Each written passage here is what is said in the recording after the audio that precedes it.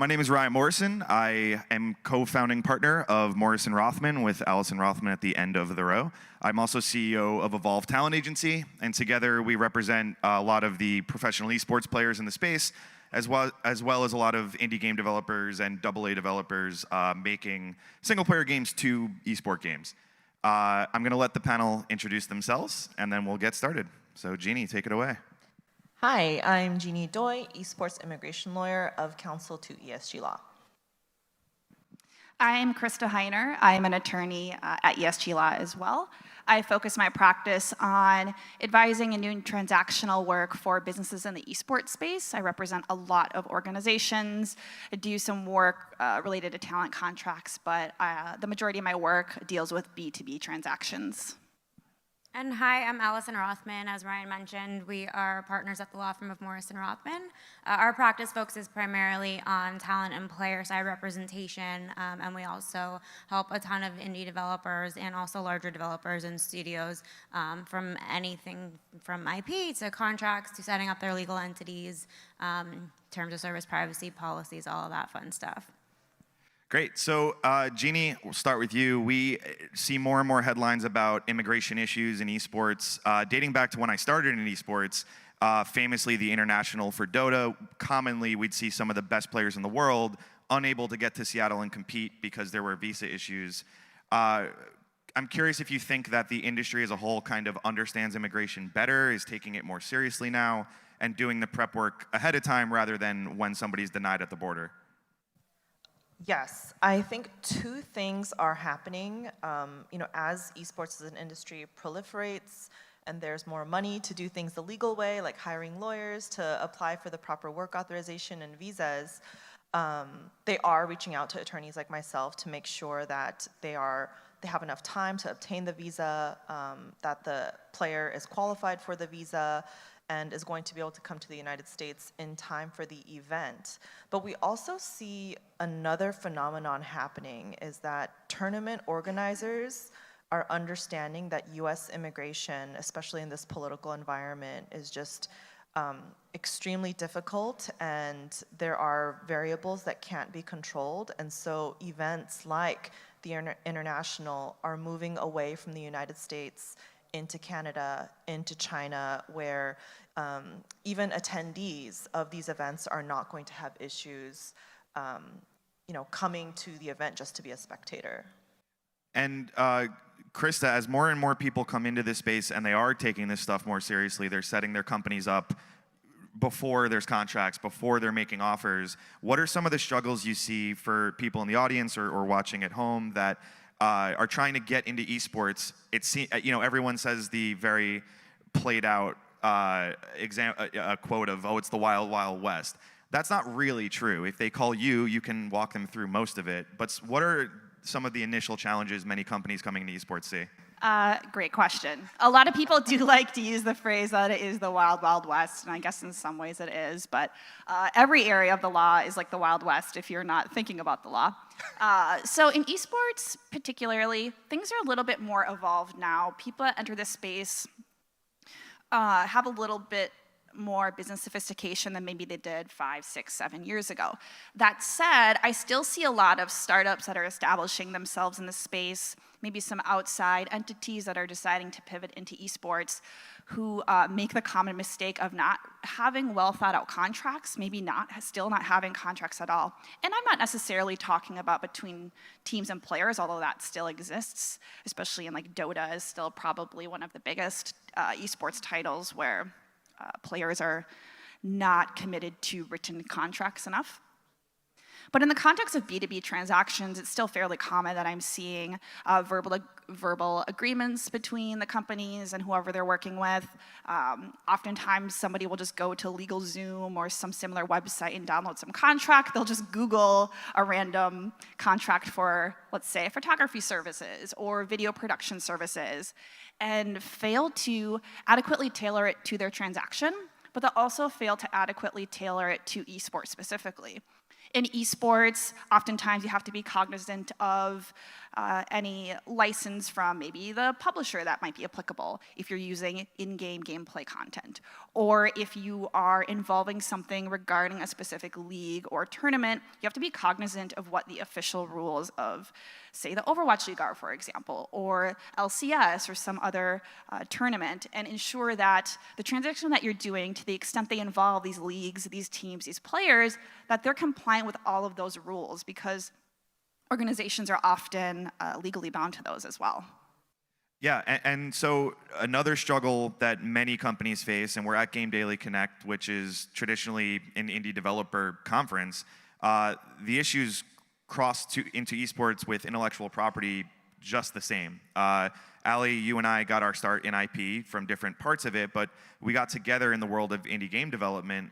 As companies, as game developers are putting together their IP and putting together their game, whether they're thinking about esports or not, what are some of the basic things that everyone in the other room showing off their games can do to make sure that if the game does become successful, they still have control over it? Yeah, absolutely. And I'm going to piggyback a little bit off of something that Krista mentioned, where I absolutely agree that people are becoming more sophisticated from a business perspective and a legal perspective, but they're still cutting corners. And where they want to cut corners is on legal. You know, they're focusing on developing a game, or they're focusing on, you know, on their individual talent or their individual sport, and where they want to cut corners is obviously legal. We're very well aware of that. So they'll do things like go to LegalZoom, or they'll come to a handshake agreement with their partners or their teammates who a lot of times they're meeting through the internet. They've never actually met in person. They don't actually know much about these people other than the fact that they have a common interest in what they're doing. And so I definitely agree with Krista on that front, that contracts is a place where we can absolutely see growth, and I hope to see growth, and I hope that people take that much more seriously moving forward. We always say that contracts don't ruin friendships, contracts fix friendships. And we've had a lot of success getting our clients to understand that, and hopefully that happens more and more often moving forward.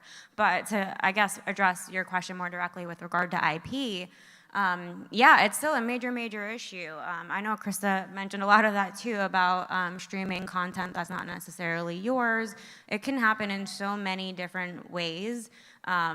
You know, obviously the internet is changing, streaming is changing. So it can happen in so many different ways, whether that means using somebody's logo or using somebody's video content. You don't even think twice about it, right? You're streaming with somebody, you're playing a game, or you really, really like their stream. You really enjoy what they're doing, you follow them, and you want to repost it and make a comment about it. That's not necessarily okay.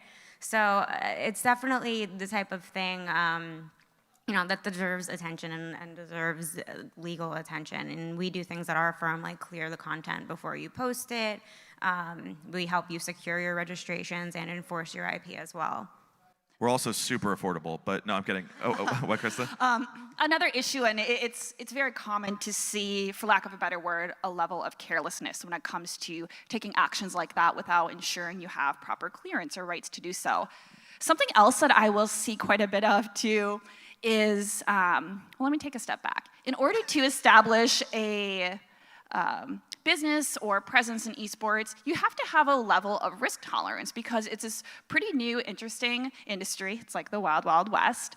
We don't know exactly what it's going to evolve into, what it's going to look like, so certainly it's more likely to attract the risk-tolerant people over the people who play it safe. Sometimes I will see, and oftentimes I will see new players in the space, and I don't mean professional players, more like new actors in the space, who are a little bit too risk tolerant. They recognize that they should be going through the steps to establish clearance or get a license or get rights before they do X, Y, and Z, but they just decide they're not going to do that.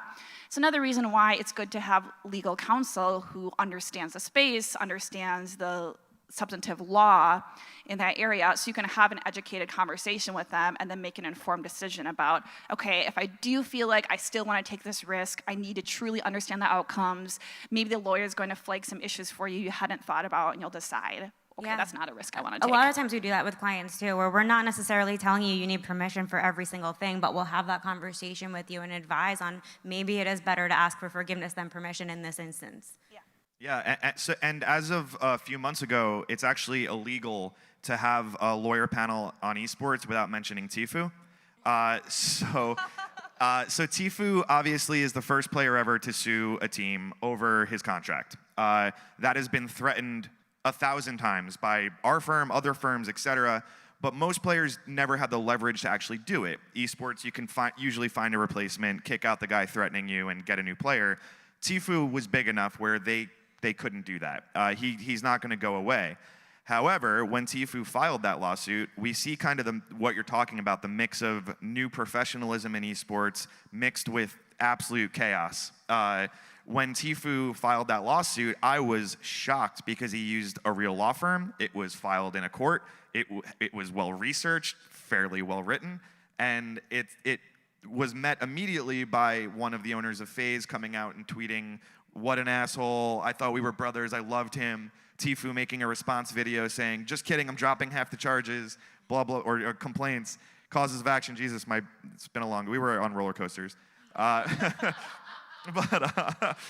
should be. That's it's right. Disneyland. We're at Disney World land. But anyway, we see this whole half of the industry doing things maybe the right way, and then it's immediately met with chaos. Imagine if Brad Pitt sued Miramax, and then all of a sudden the president of Miramax came out and said, "I thought we were brothers. How can you do this?" Do you see that changing anytime, or are we just too 24/7, too direct to fan, direct to consumer? Is the esports industry ever going to grow up? Open to all of you. I have to think that it will. That's how I get through my days. But no, I mean, look, to some extent, it's inherent to the industry. We're dealing with young people, and there's always going to be some level of immaturity there on that end, where I hope to see a lot of growth. I think, and more likely to see growth is going to be on the team side and the org side. I think you're already seeing it happen. I agree with that. I also think that situations like that are inevitable, whether it's not necessarily going to be a repeat of what happened with Tfue and FaZe, sensational unfolding, but I think that those situations will happen, and then other organizations are going to look at that and say, okay, we want to make sure that should we get sued, we're not portraying ourselves, or we're not presenting ourselves the way that maybe banks did in that situation. So it provides a learning opportunity for everybody, and a good opportunity and a reminder to check in with yourselves and your orgs to ensure, okay, what is our strategy should something like this happen? Should we be caught up in the middle of a very public lawsuit? Esports is also pretty unique in that after a couple days, the public moves on to thinking about some other drama. I mean, that was all over Twitter and Reddit and anywhere where esports consumers get their news, and everybody was talking about it for a couple of days, and then it faded into the background until a month or two later when the next nobody big thing realizes happened. how long a lawsuit actually takes. Yeah. Lawsuits take a long time. The attention span of the internet and esports is much shorter. Yes. I'd have to agree that also on the immigration front, that orgs have really grown up. Before, it used to be me working directly with players to get their copies of their contracts, copies of their passports and past visas.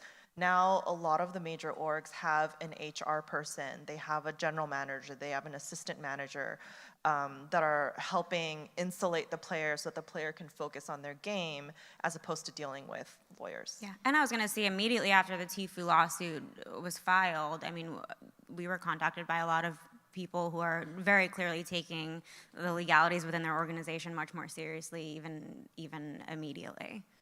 Yeah, and we won't get into the line between an org and a talent agency, which is the crux of a lot of this, but the bigger story here is that players are starting to realize how much money they're worth.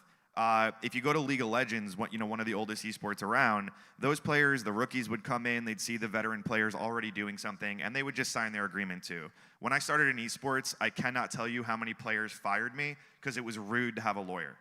We don't want to, they came to us, they knew they should have a lawyer look at their contract, then they saw the veteran player not have a lawyer, and they were like, "Ooh, I don't want to be difficult, you're fired, Ryan." Then cut to Overwatch, 90% of that league reached out themselves to lawyers or agents, and almost that entire league has a lawyer and an agent. And a big reason for that is the Overwatch League put in their contract, do you have an agent, yes or no? And that made players think, oh, maybe I should get an agent. And then cut to Fortnite, where orgs don't even need to exist, and now all of a sudden you have these players seeing 7-figure deals come in pretty consistently at the top. We rep a few tier 1 players, but I can't imagine the deals that are coming in daily for someone like Tfue. And when they see these offers come in and their team says nope, and then they see their team take that sponsorship, we're going to see a lot more lawsuits like Tfue, or the industry is going to have to change. So the bigger question here is, and I full disclosure again to reiterate, Allison and myself work talent side, Krista and Genie work org side. Where do you see that relationship between orgs and players evolving to? There's so much orgs can offer, but they've traditionally just not had to. So where's that conversation going? Yeah, I think we're going to see a lot more variations when it comes to different esports titles, because we are now seeing the launch of more very team-based leagues, like use the Overwatch League, for example, or the Call of Duty League, which is going to be launching next year, which is very team-focused. You can't participate unless you are signed to a team, and the teams are very much an integral and permanent part of those leagues. Then you also have the Fortnites, where even I could, if I was good enough, start playing today, and then maybe I'll win the World Cup next year, and potentially I could do that without a team to coach me or whatever. You can do it, Krista. Thank you for believing in me. Although I'm Team PUBG, not a big Fortnite player. Wow. So I think we're going to see less of a standard across esports titles. On top of that, too, there is a jurisdictional consideration, which is not that sexy of a topic from a business standpoint, but it's something that we as lawyers have to always think about. It's, where are you based? Where is the org based if you're signed to that? Okay, where are these competitions happening? And the question you have to constantly ask on top of all of those is what laws are applying, and is that going to impact if I do sign with an org, if I don't, what everyone's rights are? Yeah. So I think that question becomes a bigger one about what is an org. When we were kids, everyone in our high school would go and start a record label because that was the cool thing. You had $100 from your dad, you would go get some kid to draw you art, and you would get a bank account with $5 in it, call yourself a manager, and go work with all the bands because you had no talent yourself. I tried, we all did. Now we're lawyers, still no talent. Sounds like there's actually a story there. But in all seriousness, I mean, we see that. Yeah, we see that's happening daily now with esports orgs. These kids in their high schools that are not good enough to go and win the game that everyone in the high school is playing, they're just starting an org. And I can't tell you how many legitimately good players come to us with a contract they signed with some kid that's a classmate or some kid they met at the LAN center in their town for 6 years, for $500 a month, for whatever it is. It's clearly not a real org, but that is a real contract. So how do the tier 1 teams, do they even acknowledge that those contracts exist? Do they try to buy them out? Are they just saying, these are kids in a playground, we're not gonna deal with this? How do you get player A from ridiculous situation to actual esports world? Yeah, that's a good question. That's honestly a heartbreaking situation when you see it happen. Someone signed a 6-year contract, which is an eternity in esports. I mean, my God, Tfue's contract was 3 years? That alone is... I had hair 6 years ago, yeah. I totally made me lose my train of thought.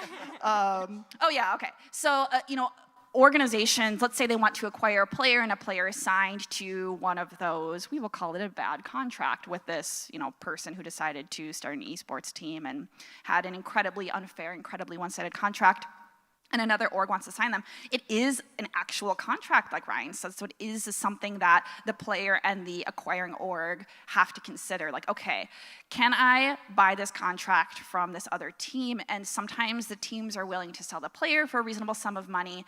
Sometimes they're not, and they're just trying to extort everybody involved because they think the player is really valuable. They want to hold on to them, not because they truly want to grow their brand along with the player, but just because they see that there's the player's worth a lot of money.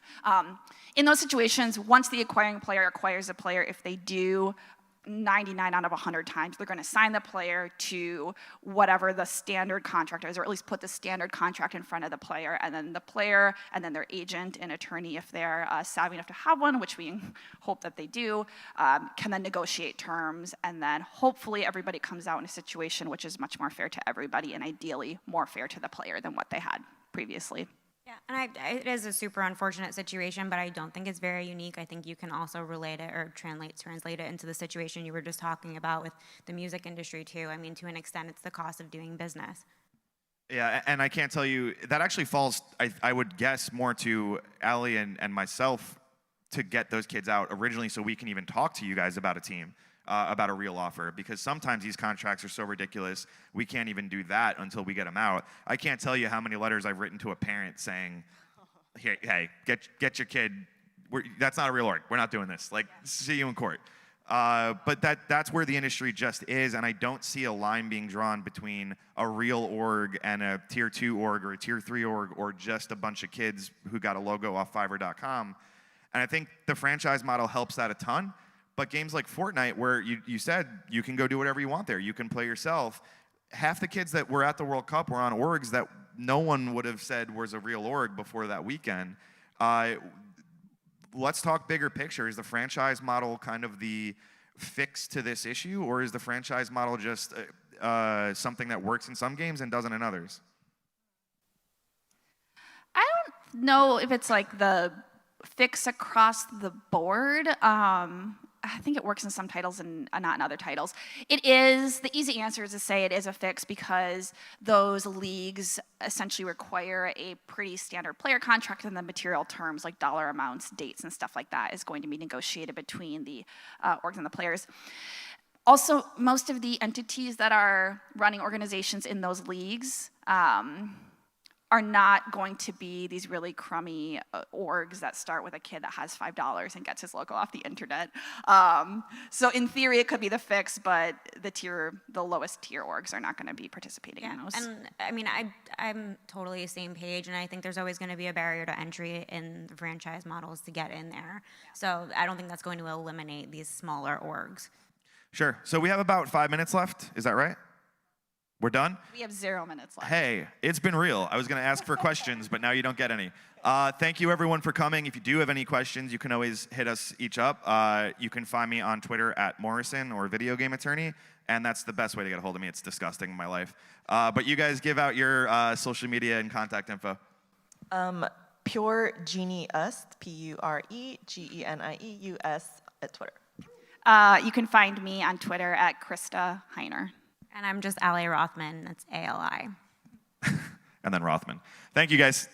Thank you.